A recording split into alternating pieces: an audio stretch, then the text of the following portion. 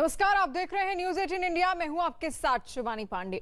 अफगानिस्तान की राजधानी काबुल में बम ब्लास्ट करने वाले आतंकी संगठन आईएसआईएस से अमेरिकी राष्ट्रपति बाइडेन ने बदला लेना शुरू कर दिया है। अमेरिका ने बड़ी कार्रवाई करते हुए अफगानिस्तान के नांगरहार प्रांत में उस आईएसआईएस के ठिकानों पर ड्रोन से हमले किए जिसने काबुल एयरपोर्ट के पास हुए एक फिदायीन हमले की जिम्मेदारी ली थी। काबुल ब्लास्ट में एक दर्जन अमेरिकी सैनिकों समेत अब तक 100 से ज्यादा लोगों की मौत हो गई थी। और इस हमले की खास बात यह थी कि अमेरिका के राष्ट्रपति जो बाइडेन ने कहा था कि हमला करने वाले आतंकियों को बख्शा नहीं जाएगा। इसके अलावा अमेरिका ने अमेरिकी नागरिकों को सचेत रहने की भी हिदायत दी है, और क्योंकि हमला फिर से हो सकता है।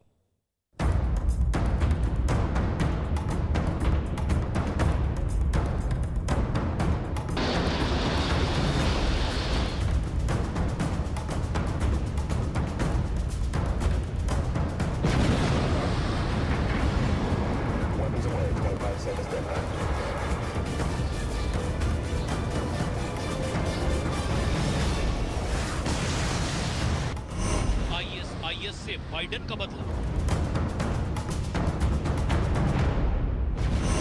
आईएस के ठिकाने पर हवाई हमला।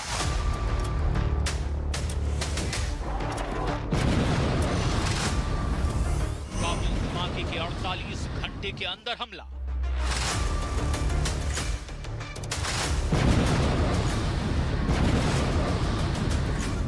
अमेरिका की सेना ने शनिवार को इस्लामिक स्टेट यानी आईएसआईएस के ठिकानों पर ड्रोन से हवाई हमला किया।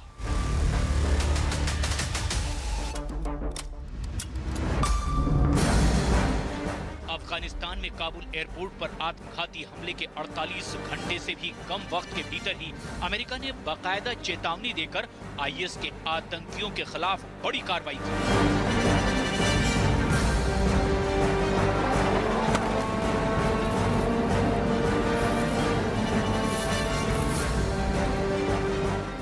पहले ही काबुल एयरपोर्ट पर जो आत्मघाती हमला हुआ था, उस धमाके में 13 अमेरिकी सैनिकों के अलावा 78 अफगान मारे गए थे।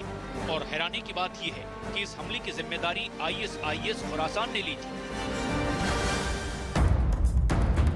अमेरिका ने अफगानिस्तान के नांगरहार प्रांत में मौजूद आईएसआईएस खुरासान के ठिकानों पर एयर स्ट्राइक किया है।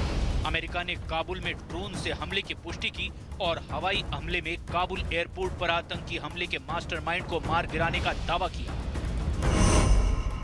इस हमले से बहुत पहले बाकायदा चेतावनी भी दी गई थी। अमेरिकी राष्ट्रपति जो बाइडेन ने 26 अगस्त को एक प्रेस कॉन्फ्रेंस के जरिए उन हमलावरों को ललकारा था कि काबुल एयरपोर्ट पर जो कायराना तरीके से धमाका करके अमेरिकी और अफगान फौजियों को मारा गया है, उसके लिए हमलावरों को बख्शा नहीं जाएगा, बल्कि घर में घुसकर मारा जाएगा।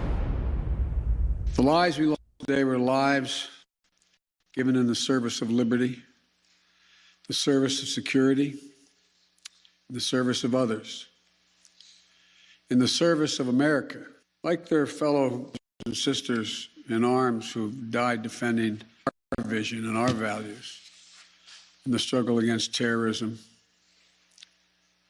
Of the fall on this day, part of a great and noble company of American heroes. Those who carried out this attack, as well as anyone who wishes America harm, know this: we will not forgive. We will not forget. We will hunt you down and make you pay. 26 अगस्त को Kabul airport के बाहर 2 फिदायीन हमले हुए थे। धमाकों में 170 लोगों की मौत हो गई। इन हमलों में 13 अमेरिकी सैनिक और 2 ब्रिटिश नागरिक भी मारे गए। वहीं 1276 से ज्यादा लोग घायल भी हुए। घायलों का अलग अलग अस्पतालों में इलाज जारी है। इस घटना के बाद ही राष्ट्रपति बाइडेन ने कहा था कि समय आने पर आतंकियों को अमेरिका करारा जवाब देगा। अमेरिका इसे माफ नहीं करेगा, बल्कि उसे सजा देगा। कोई शक नहीं कि ये अमेरिकन का इतनी फजीहत हुई है, जिस तरह का विड्रॉल वो कर रहे थे, उसमें इतना तो बाइडेन साहब को करना था कि उन्होंने आईएसआईएस के ऊपर इस चीज़ को डिफ्लेक्ट करके हमला करके ये विश्व को दिखाना चाह रहे हैं कि साहब देखिए हमारे ऊपर हमला हुआ है, हमने उसका बदला लिया है। ये बेसिकली उनके अपने डोमेस्टिक जो उनके लिसनर हैं और इंटरनेशनल जो उनके सपोर्टर हैं उसको सुनने के लिए है। अमेरिका अमेरिका ने ये ड्रोन हमला अफगानिस्तान के बाहर किसी अज्ञात स्थान से अंजाम दिया है। इससे संकेत साफ है कि अमेरिकी सेना अफगानिस्तान से पूरी तरह बाहर निकलने के बाद भी आतंकियों के ठिकाने को निशाना बना सकती है। अफगानिस्तान में खूनी खेल तो अभी शुरू ही हुआ है। आप देख लीजिए जिस तरह से कि आप पंजशीर वैली में आप देख रहे हैं, वहाँ पर खड़े हो गए हैं अपने मसूद साहब और उनके साथ बहुत सारे लोग जो तालिबान के खिलाफ हैं, उनके ज़बरदस्ती जो उन्होंने टेक ओवर किया ये गवर्नमेंट को, उसके खिलाफ हैं, वो वहाँ उनके साथ ज्वाइन कर रहे हैं। तो ये इतनी आसानी से ख़त्म होने वाला है नहीं। इसी बीच काबुल में सुरक्षा खतरे को देखते हुए यूएस नागरिकों को एयरपोर्ट और एयरपोर्ट के गेट से दूर रहने को कहा गया है। अमेरिका ने अपने नागरिकों से एबे गेट, ईस्ट और नॉर्थ गेट और new ministry of interior gate से तुरंत हट जाने को कहा है। अमेरिका ने अपने नागरिकों को भीड़ वाली जगहों से भी दूर रहने को कहा है और सोशल मीडिया के जरिए खबरों पर नजर रखने की भी सलाह दी है। अमेरिका ने कहा है कि काबुल एयरपोर्ट पर अब भी करीब 5,400 लोग अफगानिस्तान से उड़ानों का इंतजार कर रहे हैं। अमेरिका का ये बयान काबुल ब्लास्ट के एक दिन बाद आया है। इस दौरान अमेरिकी सेना के major general William Hank Taylor ने कहा कि हवाई अड्डे पर अभी भी लगभग 4,500 लोग मौजूद हैं जो अफगानिस्तान से उड़ानों की प्रतीक्षा कर रहे हैं। हमारे पास अफगानिस्तान से अमेरिकी सैन्य एयरलिफ्ट कर लोगों को निकालने की क्षमता है।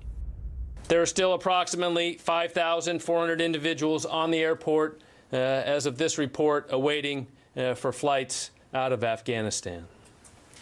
We have the ability to include evacuees on U.S. military airlift out of Afghanistan until the very end.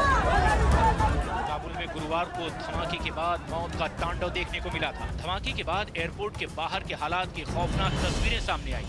धमाके के बाद काबुल एयरपोर्ट पर बड़ी संख्या में जूते और चप्पल बिखरे दिखाई दिए।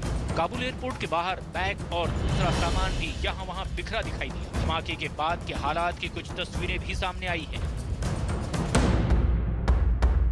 ये सच है कि अमेरिकी फौज के अफगानिस्तान से लौटने के फैसले के बाद से ही तालिबान सक्रिय हो गया था और जैसे जैसे अमेरिका ने अपना बोरिया बिस्तर समेटा, तालिबान अपने तेज कदमों से समूचे अफगानिस्तान को रौंदता हुआ काबुल पर काबिज हो गया था और उसके बाद से ही अफगानिस्तान के काबुल एयरपोर्ट पर अफरा तफरी का माहौल है।